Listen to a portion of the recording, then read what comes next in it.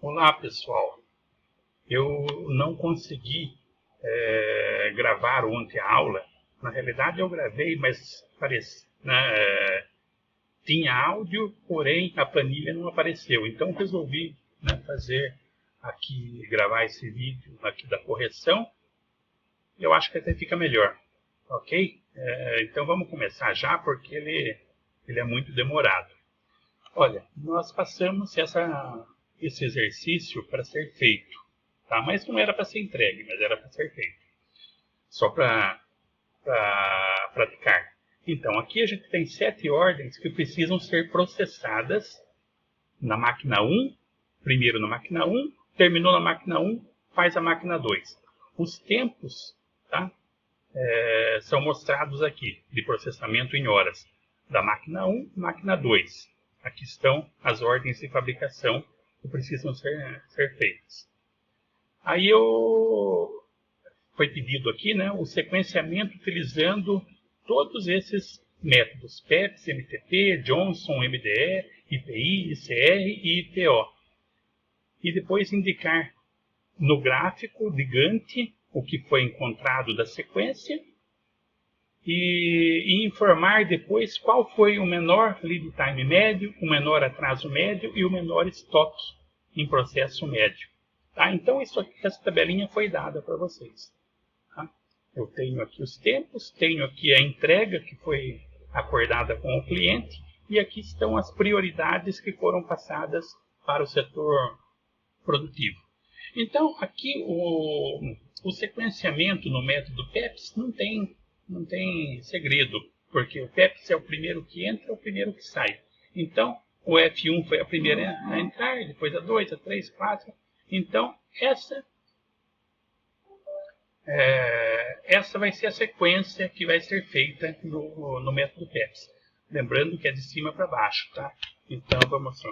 O F1, o F2, o F3, o F4, o F5, o F6 e o F7. Então, essa é a sequência do método PEPS. Okay? Agora, tem o método que é o menor tempo de processamento. Então, eu vou olhar na tabela aqui, entre as duas colunas, eu vou pegar qual que é o menor tempo. Então, olhando aqui, eu tenho que o menor tempo ele está na UF3. Então, ele vai ser o primeiro a ser processado, que é o F3. Depois eu já tiro, essa aqui eu já não conto mais com ela. Então, fora essa, o restante ficou aqui. Aí eu vejo que aqui o 3 é o menor do restante aqui. Então, é o F1 vem em seguida. O F1. Ok? Aí eu também já não vejo mais ela. Depois eu tenho aqui, 4 aqui e 4 aqui. Então, qualquer uma, se eu colocar, não tem problema nenhum. Só que eu costumo somar os tempos de processamento nas duas máquinas e pego o menor para o primeiro. Então, no caso na 2, dá 4 mais 9 dá 13. E da UF4 dá 7 mais 4, 11. Então, eu faço a 4 e depois a 2. O F4 e depois o F2. Aí eu também não falo mais nela. Aí eu fiquei só com as 3 UFs aqui. Então, o próximo menor tempo das 3 aqui é o da UF7, que é o 5. Então, eu faço a UF7 na sequência. Ok? Aí excluo ela também. Aí aqui, na 5 e na 6, eu tenho 6 e 6. Mesmo procedimento que eu usei lá para quando eu escolhi aqui a UF4 ao invés da 2.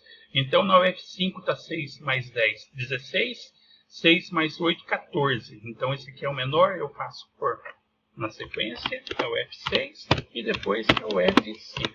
Então, aqui eu já preparei a minha sequência de fabricação do menor tempo de produção. O do método Johnson, ele tem uma particularidade. Tá? Deixa eu tirar aqui. Ele tem uma particularidade que eu vou pegar o menor tempo também, vou escolher aqui o menor tempo. Se o menor tempo estiver na máquina 2, eu faço por último. Aí vem lá ele vai ser o último. E se estiver na máquina 1, ele vai ser o primeiro. Tá? Então, no caso aqui, né, o menor tempo aqui é da UF3 que está na máquina 2. Então, o UF3 eu vou fazer por último, tá? Porque ele está na máquina 2. UF3. Aí também, né, aí eu excluo, né, ela das novas análises. Aí o próximo é o F1, que também está na 2. Então, eu venho de baixo para cima, né, vou marcar aqui, que é o F1. Ok? Então, aqui também já foi feito. Depois eu tenho aqui o 4 e 4. Então, aqui, como um está na máquina 1 e o outro está na máquina 2, então a UF2 eu faço por primeiro. Ok? O F2, porque ele está na máquina 1. E o F4 está na máquina 2. Então, de baixo para cima, né? O F4. Então, daí eu já fiz todas essas aqui também. Ficaram só 5, 6 e 7. A próxima é a 5. E ela está na máquina 1. Então, ela vem na sequência de cima para baixo. O F7. E aqui, mesma coisa, né? Eu tenho 6 e 6. Está na máquina 1. Então, eu vou escolher o menor da somatória do tempo de processamento. Então, aqui deu 14 e aqui deu 16. Então, eu faço a 6 na sequência, o F6, e depois eu faço a 5. Ok? Então, daí eu já preparei a sequência do método Johnson. Aí tem a menor data de entrega. Tá? Então, eu venho aqui na entrega e eu vejo que a menor aqui é o F7, que deu 21. Vou tirar aqui. Tá? Que é o F7, que deu 21. Então, vai ser a primeira a ser feita. O F7. Depois do 21, eu tenho o 23, que é o F2. O F2. Depois da 23, eu tenho a 25, que é o F5. Depois de 25, eu tenho a 27, que é o F4. Depois de 27, eu tenho a 29, que é o F1. Depois de 29, eu tenho o F3, que é 31. O F3. E por último é o F6, que deu 33. Ok. Também está feita a sequência. Do índice de prioridade, eu vou olhar aqui, ó, qual que é a menor prioridade e vou fazer por primeiro. Então, aqui a primeira aqui é o F4, vou fazer por primeiro. O F4, depois a 2 é o F2, depois a 3 aqui é o F6, depois a 4 é o F3, depois a 5 é o F5, depois a 6 é o F7, e a última, aqui a 7 é o F1. O F. Também está feito a minha sequência, de baixo para cima aqui, a minha sequência. E depois eu tenho um índice crítico. O índice crítico eu vou pegar o prazo de entrega e vou dividir pelo somatório das duas máquinas, que é o tempo de processamento total. Então, no caso aqui, ó, eu vou colocar aqui, preparei essas duas aqui para calcular o índice crítico e o índice de folga. Então, vou colocar.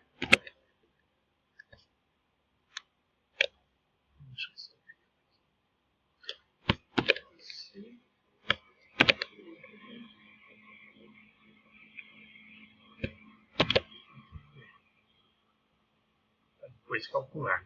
Então, a UF1, olha aqui, é o 29 dividido pelo somatório, dividido por 8.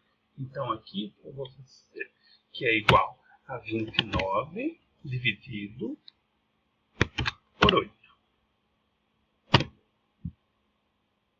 Coloquei um sinal errado aqui, é igual.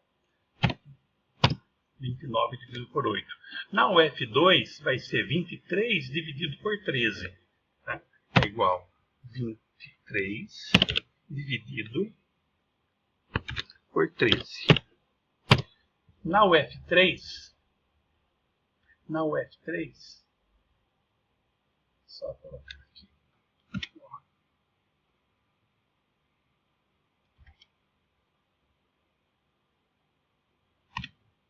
Na UF3, ele vai ser 31 dividido por 10. Então é igual a 21 dividido por 10. Na UF4 vai ser 27 dividido por 11. É igual a 27 que divide por 11. Na UF5 vai ser 25 que divide por 16. É igual a 25 dividido por 16. E na UF6 vai ser 33 dividido por 14. Dividido por 14. Na UF7 vai ser 21 dividido por 13. 21 dividido por 13. Ok. Então daí, ó, o menor valor aqui vai ser o primeiro a ser feito. Então, olha, o primeiro aqui é 1,56. Então, esse vai ser o nosso primeiro item a ser feito. Depois, o segundo é o F7 aqui, que deu 1,62. Então, aqui vai ser o segundo. Aí, depois, eu tenho 1,77 aqui, que vai ser o terceiro. Depois, eu tenho o 2,36, que vai ser o quarto. Isso vai ser o quarto. Depois eu tenho aqui o 2,45, que vai ser o quinto. Depois eu tenho o 3,10, que vai ser o sexto. E depois eu tenho o 3,63, que vai ser o último, que vai ser o sétimo. Então daí eu transfiro para lá. Aqui no índice crítico, o primeiro vai ser o F5, né? O F5. O segundo vai ser o F7. O terceiro vai ser o F2. O quarto vai ser o F6. O quinto vai ser o F4. O sexto vai ser o F3. E o último, né, o sétimo vai ser o F1. Ok. Também está feito o índice, o índice crítico. Tá?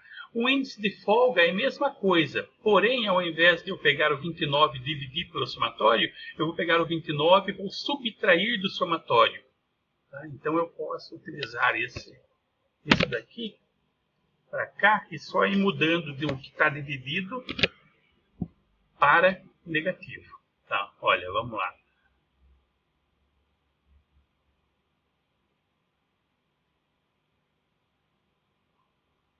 Aqui na realidade, o F1 foi igual a 29, né?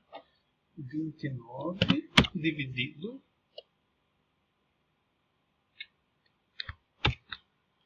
por 8.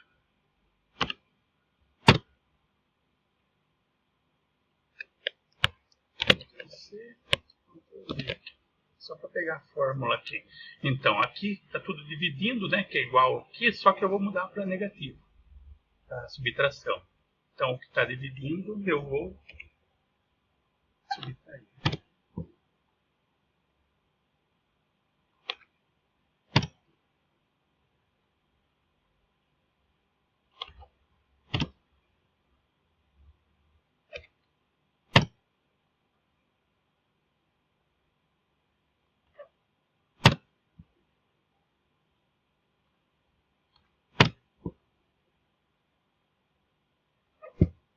Ok? Então, daí, né, mesma coisa aqui. O menor aqui é o 8. Ele vai ser o primeiro a ser feito. Depois eu tenho o 9 aqui, que vai ser o segundo. Depois eu vou ter o 10, que vai ser o terceiro. Depois eu vou ter o 10. Aí tem o 16 aqui, que vai ser o quarto. Aí eu vou ter o 19, que vai ser o quinto. Depois eu vou ter o 21 aqui e o 21 aqui. Tá? Na F1 e na F3. O F1, somatório 8 e 3, 10. Então eu faço a 1, né, na próxima, que vai ser a sexta.